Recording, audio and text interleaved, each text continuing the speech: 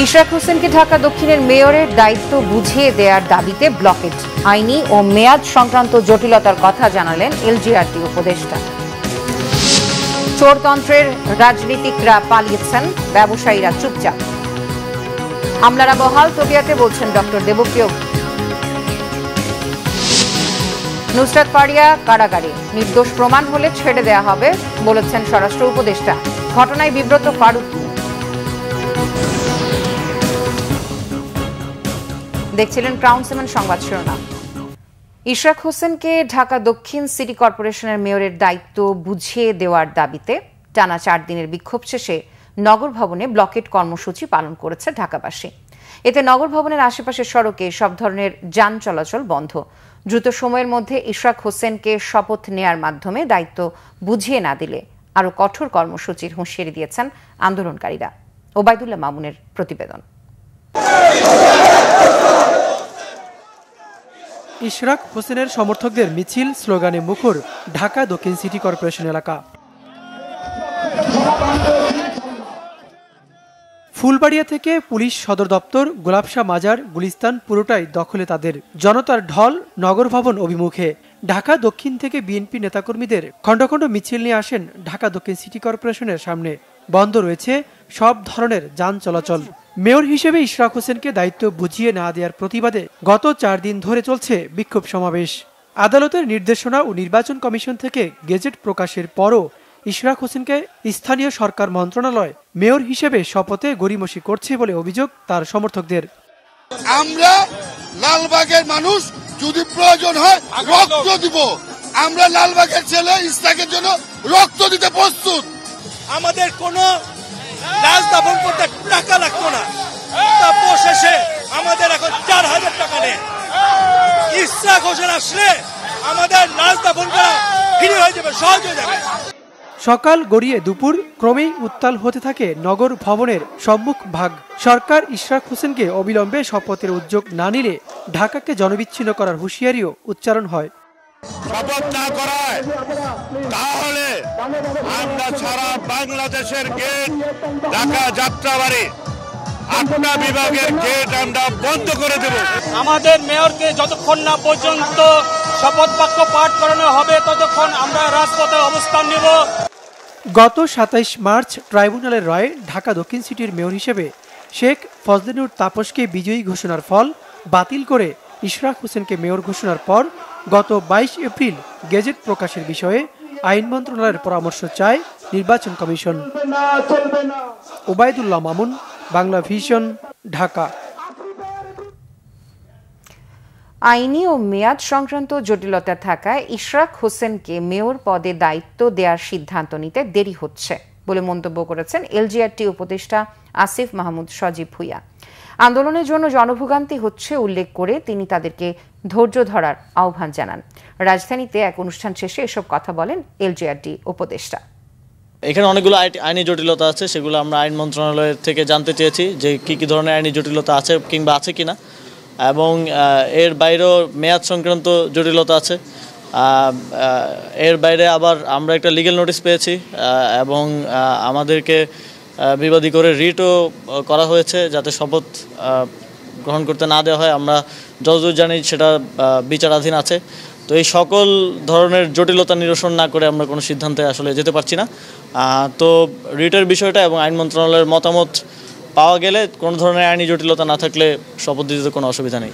যারা সেখানে আন্দোলন করছেন আমরা দেখেছি বেশিরভাগই একটি নির্দিষ্ট রাজনৈতিক দলের নেতাকর্মী। আমাদের প্রত্যাশা থাকবে যে নগরবাসীর যে ভোগান্তি, এবং ভোগান্তিটা শুধুমাত্র রাস্তা বন্ধ করে দেওয়ার জন্য নয়। আপনারা জানেন যে অনেক রেগুলার অ্যাক্টিভিটিস, রেগুলার কাজ আছে সিটি কর্পোরেশনের, সেগুলো এক ধরনের স্থবিরতা হয়ে আছে। এই ভোগান্তি নিরসনের জন্য ওনারা ধৈর্য দেখাবেন এবং এই যে আইনি জটিলতাগুলো আছে, হাইকোর্টে বিচারাধীন আছে, হাইকোর্টের প্রতিও সম্মান প্রদর্শন করবেন এবং ধৈর্য ধরবেন আর কি। আওয়ামী লীগ সরকারকে চোরতন্ত্র আখ্যা দিয়ে Centre for Policy Dialogue CPD সম্মানীয় ফেলো ডক্টর দেবপ্রিয় ভট্টাচার্য বলেছেন, ব্যবসায়ীরা এখন চুপচাপ আর আমলারা আছেন বহাল তবিয়াতে। রাজধানীর একটি হোটেলে এলডিজি বাস্তবায়নে নাগরিক প্ল্যাটফর্ম আয়োজিত আগামী বাজেট নিয়ে আলোচনা সভায় তিনি এই কথা বলেন। ডক্টর দেবপ্রিয় ভট্টাচার্য বলেন, এই সরকারের মধ্যমেয়াদী কোনো পরিকল্পনা নেই। আগের সরকারের ফিসক্যাল কাঠামোর উপর দাঁড়িয়েই আসছে নতুন বাজেট।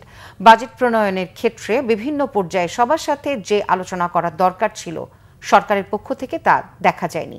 চলতি অর্থবছরে জিডিপি প্রবৃদ্ধি 4% এবং করভিত্তিক জিডিপি অনুপাতে 10%-এর নিচে থাকবে বলেও মনে করেন তিনি।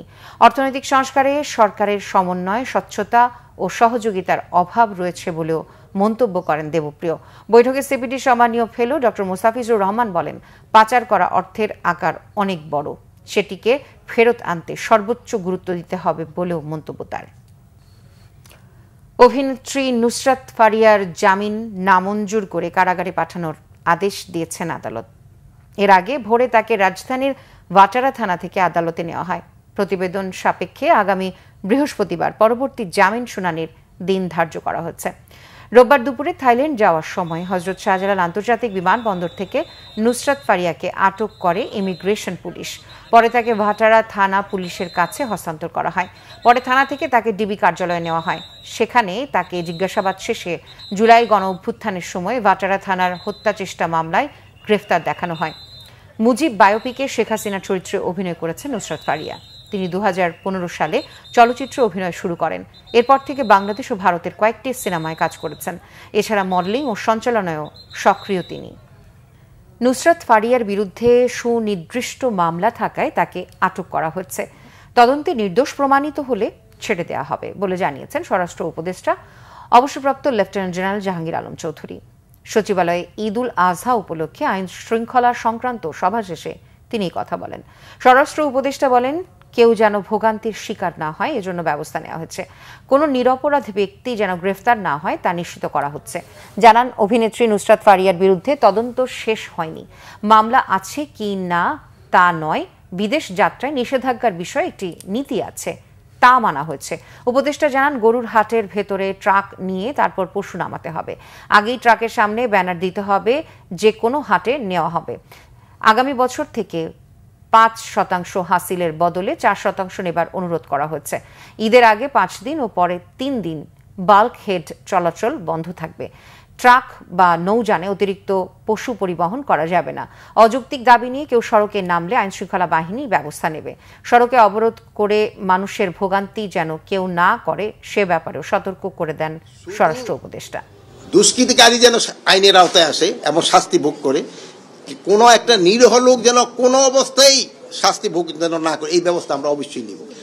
না, গতকালে ওনার এগেস্টে তো আমরা ইনভেস্টিগেশন তো শেষ হয় নাই। ইনভেস্টিগেশন শেষ হইলে ইনভেস্টিগেশন শেষ হওয়ার আগে তো বোন আমি বলতে পারবো না। এখন তার নামে যদি কেস থাকে আপনি কি করবেন? আপনি তো আবার যদি ছেড়ে দিলে আবার আপনি কিন্তু বোন বলবেন, স্যার আপনি ছেড়ে দিচ্ছেন। নুসরাত ফারিয়ার গ্রেফতার বিব্রতকর একটি ঘটনা হয়ে থাকলো বলে মন্তব্য করেছেন সংস্কৃতি বিষয়ক উপদেষ্টা মোস্তফা সরওয়ার ফারুকী। নিজের ভেরিফাইড ফেসবুক অ্যাকাউন্টে দেওয়া এক স্ট্যাটাসে এমন মন্তব্য করেছেন উপদেষ্টা। স্ট্যাটাসে তিনি লেখেন, সাধারণত চেষ্টা করেন মন্ত্রণালয়ের কাজের বাইরে কথা না বলতে, কিন্তু নিজের তো একটা পরিচয় আছে। তিনি নিজেও এই ইন্ডাস্ট্রিরই মানুষ। 2 দিন পর সেখানেই ফিরে যাবেন। নুসরাত ফারিয়ার গ্রেফতার বিব্রতকর একটি ঘটনা হয়ে থাকলো। সরকারের কাজ জুলাইয়ের প্রকৃত অপরাধীদের বিচার করা। ঢালাও মামলার ক্ষেত্রে সরকারের পরিষ্কার অবস্থান, প্রাথমিক তদন্তে সংশ্লিষ্টতা না থাকলে কাউকে গ্রেফতার করা হবে না এবং সেই নীতি অনুসরণ করা হচ্ছিল। সাবেক রাষ্ট্রপতি আব্দুল হামিদের প্রসঙ্গ টেনে এনে ফারুকী লেখেন, ফারিয়ার বিরুদ্ধে এই মামলা তো অনেকদিন ধরেই ছিল। সরকারের পক্ষ থেকে তদন্ত শেষ হওয়ার আগে গ্রেফতারের কোনো উদ্যোগ নেওয়ার বিষয় তার নজরে আসেনি, কিন্তু এয়ারপোর্টে যাওয়ার পরেই এই ঘটনাটি ঘটে। আওয়ামী লীগের সাবেক রাষ্ট্রপতি আব্দুল হামিদের বিদেশ গমনকে কেন্দ্র করে ক্ষোভের পর ওভার নার্ভাসনেস থেকেই হয়তোবা এইসব ঘটনা ঘটে থাকতে পারে বলেও মন্তব্য করেন মোস্তফা সরওয়ার ফারুকী। নারী বিষয়ক সংস্কার কমিশনের প্রতিবেদনের 6টি সুপারিশ বাস্তবায়ন স্থগিত রাখতে করা রিটের আদেশ আগামী 26 মে। সোমবার বিচারপতি ফাতেমা নাজিব ও বিচারপতি শিকদার মাহমুদের রাজির হাইকোর্ট বেঞ্চে শুনানি শেষে আদালত আদেশের জন্য এই দিন ধার্য করেছেন। গত 4 মে সুপ্রিম কোর্টের আইনজীবী রওশন আলী এই রিট দায়ের করেন। তিনি জানান, নারী বিষয়ক সংস্কার কমিশনের প্রতিবেদনের বিতর্কিত ও সাংঘর্ষিক বিষয়গুলো পর্যালোচনার জন্য বিশেষজ্ঞ কমিটি গঠনের নির্দেশনাও চাওয়া হয়েছে রিটে। রিট আবেদনে আরও বলা হয়েছে, নারী বিষয়ক সংস্কার কমিশনের প্রতিবেদনের বেশ কিছু সুপারিশ ইসলামী শরীয়তের বিধান ও জনগণের ধর্মীয় অনুভূতির পরিপন্থী, বাংলাদেশের সংবিধানের সঙ্গে সাংঘর্ষিক। রিটে সংশ্লিষ্ট 3টি মন্ত্রণালয় ও নারী সংস্কার কমিশনের চেয়ারম্যানকে বিবাদী করা হয়। কমিশনের প্রতিবেদনে 3, 4, 6, 10, 11 ও 12 অধ্যায়ে অন্তর্ভুক্ত সুপারিশগুলো কেন বেআইনিভাবে প্রণীত আইনগত কার্যকারিতা বহির্ভূত ঘোষণা করা হবে না, এই মর্মে রুল চাওয়া হয়েছে। সেই রিকমেন্ডেশনগুলোকে আমরা চ্যালেঞ্জ করার চেষ্টা করেছি। এর মধ্যে অন্যতম ছিল এই রিকমেন্ডেশনে বলা হয়েছে যে সংবিধান থেকে রাষ্ট্রধর্মের যে অনুচ্ছেদ রয়েছে সেটা যেন বাদ দেওয়া হয়। সেই জায়গায় আমরা আপত্তি করেছি। প্রতিবেদনে কিছু কিছু রিকমেন্ডেশন এসেছে যেটা নারীর ক্ষমতায়ন তো দূরের কথা, বরঞ্চ নারীর সংশ্লিষ্টতাই এখানে পাওয়া যায় না, এবং সর্বস্তরের যে নারীর অংশগ্রহণ কিভাবে হবে তারও কোনো সামঞ্জস্যতা এই প্রতিবেদনে পাওয়া যায় না। আওয়ামীপন্থী 61 জন আইনজীবীর জামিন স্থগিতের আদেশ বহাল রেখেছে হাইকোর্ট। সেই সাথে 2 সপ্তাহের মধ্যে রুল নিষ্পত্তির নির্দেশও দেন আপিল বিভাগ। সোমবার সকালে জুবাইর রহমান চৌধুরী নেতৃত্বাধীন 3 বিচারপতির আপিল বিভাগ চেম্বার আদালতের দেয়া জামিন স্থগিতের আদেশ বহাল রাখেন। এর আগে সরকার বিরোধী আন্দোলনের সময় আইনজীবীদের মারধর ও হত্যা চেষ্টার মামলায় 22 এপ্রিল আওয়ামীপন্থী 61 জন আইনজীবীকে জামিন দেন হাইকোর্ট। বিচারপতি আবু তাহের মোহাম্মদ সাইফুর রহমান ও বিচারপতি কাজী এবাদত হোসেনের হাইকোর্ট বেঞ্চ তাদের জামিন দেন। পরে জামিন স্থগিত চেয়ে চেম্বার আদালতে আবেদন করে রাষ্ট্রপক্ষ। বৈষম্য বিরোধী আন্দোলনের সময় ঢাকা আইনজীবী সমিতির সদস্যদের উপর হামলা, আইনজীবীদের চেম্বার ভাঙচুর ও হত্যা চেষ্টার অভিযোগে আওয়ামীপন্থী 144 আইনজীবীর বিরুদ্ধে মামলা করা হয়। পরে 115 আইনজীবী উচ্চ আদালত থেকে 8 সপ্তাহের জামিন নেন। বিএনপির স্থায়ী কমিটির সদস্য নজরুল ইসলাম খান বলেছেন, বিএনপি সংস্কার চায়, তবে বিলম্বিত নির্বাচন চায় না। দ্রুত নির্বাচন না হলে নানা ধরনের সংকট তৈরি হবে। জাতীয় প্রেস ক্লাবে 12 দলীয় জোটের এক অনুষ্ঠানে নজরুল ইসলাম খান এসব কথা বলেন। অবশ্যই আমরা সংস্কার চাই। যেসব সংস্কার প্রয়োজন, যেসব সংস্কার সম্ভব, যেসব সংস্কার ছাড়া একটা সুষ্ঠু অবাধ নিরপেক্ষ নির্বাচন সম্ভব না, এ সবগুলি নিয়ে আমরা করতে চাই। আমরা এটাও চাই যে যত দ্রুত সম্ভব জনগণের ক্ষমতা জনগণের হাতে ফিরিয়ে দেওয়া। বাংলাভিশনের ন্যাশনাল ডেস্ক ইনচার্জ ও জ্যেষ্ঠ বার্তা কক্ষ সম্পাদক শাফিন খান হৃদরোগে আক্রান্ত হয়ে ইন্তেকাল করেছেন। ইন্না লিল্লাহি ওয়া ইন্না ইলাইহি রাজিউন। সোমবার সকালে হঠাৎ অসুস্থ হয়ে পড়লে তাকে রাজধানীর মগবাজারে ঢাকা কমিউনিটি মেডিকেল কলেজ হাসপাতালে নেওয়া হয়। সেখানে কর্তব্যরত চিকিৎসক তাকে মৃত ঘোষণা করেন। 19 বছরেরও বেশি সময় ধরে বাংলাভিশনে একনিষ্ঠভাবে কাজ করেছেন তিনি। শাফিন খানের জন্ম বেড়ে ওঠা সাতক্ষীরা শহরের মঞ্জিদপুরে। মৃত্যুকালে এক ছেলে ও এক মেয়ে রেখে গেছেন তিনি। তার মৃত্যুতে বাংলাভিশন পরিবারে শোকের ছায়া নেমে এসেছে। ঢাকায় জানাজা শেষে সাতক্ষীরায় নিজ শহরে দাফন করা হবে তাকে। এই ছিল এখনকার মতো। পরের সংবাদ সন্ধ্যা 6টায়। এর আগে 5টায় রয়েছে নিউজ টপ 10 দেখার আমন্ত্রণ রইল। এছাড়া বাংলাভিশন সংবাদ ও সংবাদ সংশ্লিষ্ট অনুষ্ঠান দেখতে ভিজিট করুন www.bbnews24.com ও facebook.com/banglavisionnews এবং সাবস্ক্রাইব করুন youtube.com/banglavisionnews। এতক্ষণ সাথে থাকার জন্য ধন্যবাদ সবাইকে।